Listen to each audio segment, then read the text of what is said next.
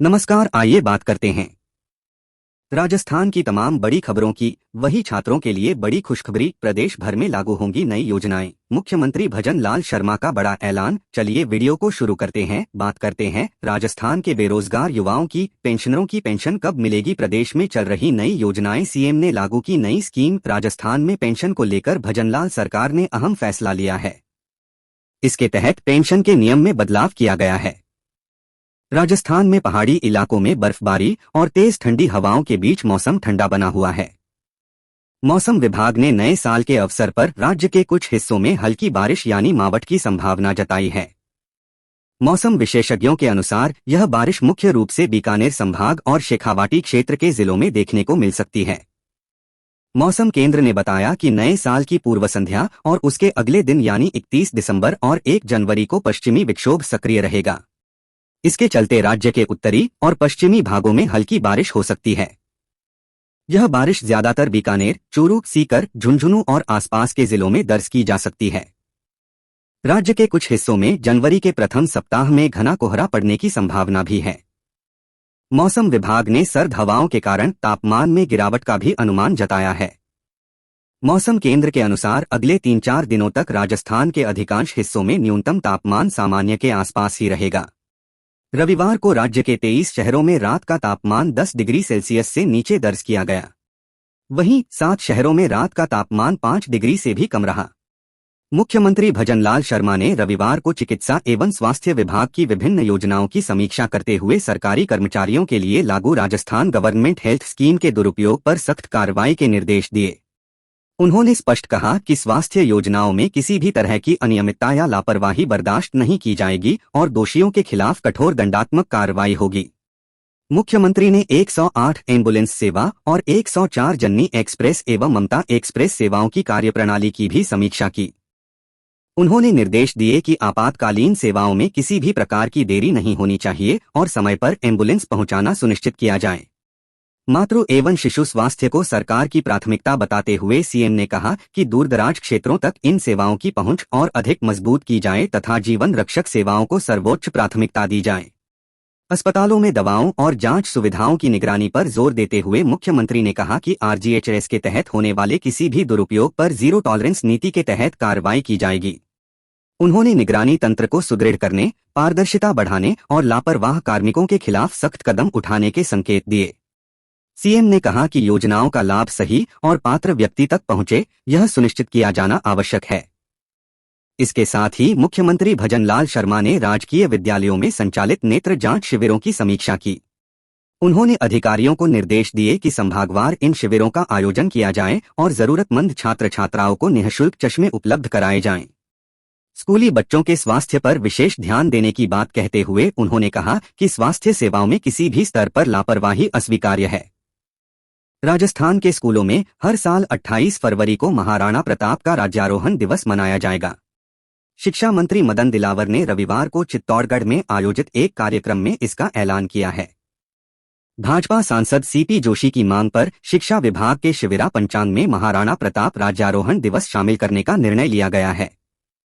महाराणा प्रताप राज्यारोहण दिवस मनाए जाने की घोषणा पर सीपी जोशी ने सीएम भजन लाल शर्मा और शिक्षा मंत्री मदन दिलावर का आभार जताया है। दरअसल भाजपा के पूर्व प्रदेश अध्यक्ष और चित्तौड़गढ़ सांसद सीपी जोशी ने सरकार को पत्र लिखा था, जिसमें उन्होंने मांग की थी कि महाराणा प्रताप से जुड़े किसी महत्वपूर्ण कार्यक्रम को शिविरा पंचांग में इस तरह शामिल करना चाहिए कि चालू सत्र के बीच स्कूली बच्चों के साथ इस आयोजन को मनाया जा सके। महाराणा प्रताप को राजस्थान का गौरव माना जाता है और स्कूली बच्चों के बीच महाराणा प्रताप के शौर्य की चर्चा हो। सांसद सीपी जोशी ने चित्तौड़ मेले में आयोजित मंच से इस मांग को एक बार फिर उठाया। शिक्षा मंत्री मदन दिलावर ने कहा कि इससे पहले सीपी जोशी इस संदर्भ में एक पत्र भी सरकार को लिख चुके हैं। शिक्षा मंत्री ने मौके से ही सीपी जोशी की मांग मानते हुए ऐलान भी कर दिया। दिलावर ने कहा कि शिक्षा विभाग ने 28 फरवरी को महाराणा प्रताप राज्यारोहण दिवस स्कूल स्तर पर मनाने के निर्देश जारी किए हैं। उन्होंने कहा कि अब इस दिन प्रदेश भर के स्कूल में महाराणा प्रताप के जीवन, संघर्ष और आदर्शों से विद्यार्थियों को अवगत कराया जाएगा। इस पर सांसद सीपी जोशी ने इस निर्णय के लिए मुख्यमंत्री भजन लाल शर्मा और शिक्षा मंत्री मदन दिलावर का आभार जताते हुए कहा कि महाराणा प्रताप का जीवन स्वाभिमान, राष्ट्रभक्ति, त्याग और आत्मसम्मान का प्रतीक है। राज्यारोहण दिवस के आयोजन से विद्यार्थियों को उनके जीवन दर्शन और संघर्ष गाथा से प्रेरणा मिलेगी। उनमें राष्ट्र गौरव और सांस्कृतिक चेतना का भाव जागृत होगा। यह पहल नई पीढ़ी को भारत की गौरवशाली परंपरा और महापुरुषों के आदर्शों से जोड़ने में मील का पत्थर साबित होगी। कोटा में पूर्व मुख्यमंत्री वसुंधरा राजे ने मृत गायों को खुले में फेंके जाने की शिकायतों को लेकर नाराजगी जताई है। कल रविवार को कोटा में मृत गायें खुले में फेंकने से नाराज गौरक्षक धरना दे रहे थे। इसी दौरान पूर्व सीएम वसुंधरा का काफिला भी रुका। दरअसल कोटा नगर निगम क्षेत्र में मृत पशुओं के निस्तारण को लेकर अव्यवस्था का मामला गरमाया हुआ है। इससे नाराज गौरक्षक प्रदर्शन कर रहे हैं। पूर्व मुख्यमंत्री सुबह झालावाड़ से ब्यावर जा रही थीं, तो उनका काफिला रुका। राजे ने वहां गौरक्षकों से बात की और उनकी मांग सुनी।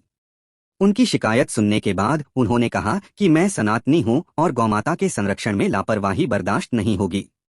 गौरक्षकों ने बताया कि कोटा में मृत गायों का सम्मानजनक अंतिम संस्कार नहीं किया जा रहा है और मृत गायों की आड़ में जिंदा गायों का मारकर उनका गौमांस बेचा जा रहा है।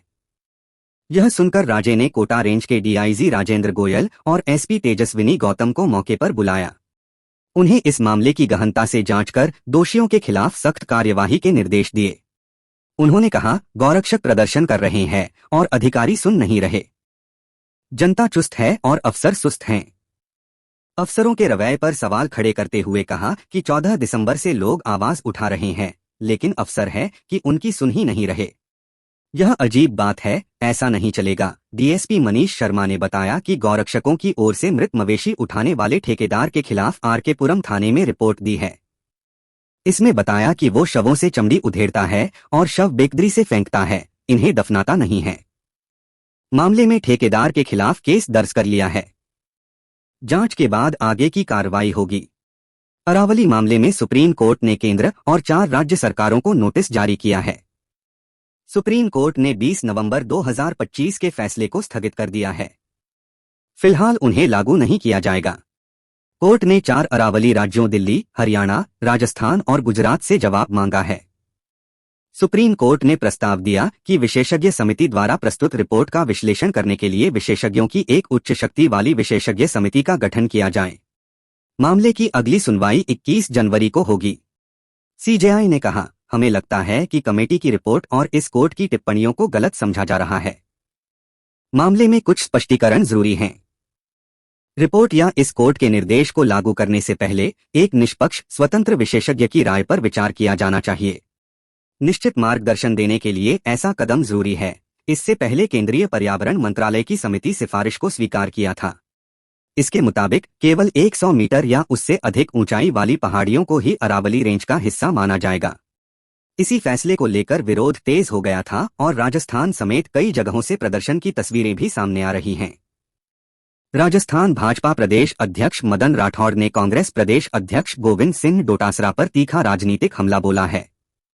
दौसा में एक कार्यक्रम के दौरान मीडिया से बातचीत में मदन राठौड़ ने डोटासरा के लगातार पर्ची वाली बयानबाजी पर पलटवार किया। उन्होंने कहा कि डोटासरा जी इंतजार कर रहे हैं कि उनकी पर्ची आ जाए, लेकिन उनकी पर्ची तो जाने वाली है। उनके प्रदेश अध्यक्ष के पद का भी पता नहीं क्या होगा। राठौड़ ने आगे कहा कि डोटासरा जब शिक्षा मंत्री थे तो मुख्यमंत्री की मौजूदगी में शिक्षकों ने कहा था कि ट्रांसफर के पैसे लिए जा रहे हैं। वो ईमानदारी की क्या बात करेंगे। भाजपा प्रदेश अध्यक्ष ने कांग्रेस पर निशाना साधते हुए कहा कि क्या पर्ची की बात करते हो, जो काम करके दिखाया है उसको तो देखो।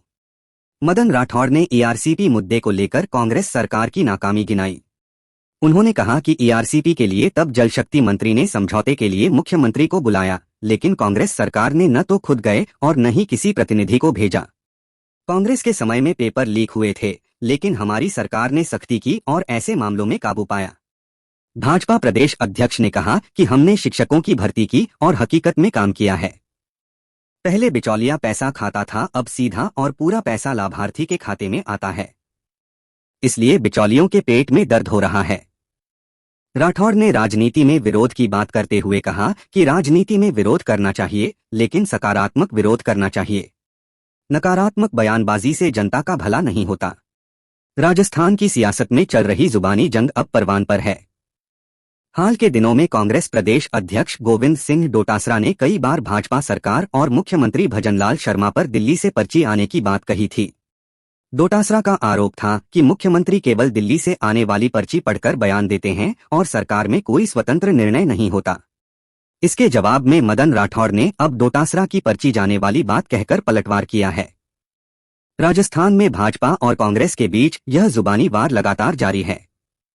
कांग्रेस जहां भाजपा सरकार को जनता के वादे पूरे न करने का आरोप लगा रही है, वहीं भाजपा कांग्रेस के पिछले शासनकाल की नाकामियों को गिना रही है।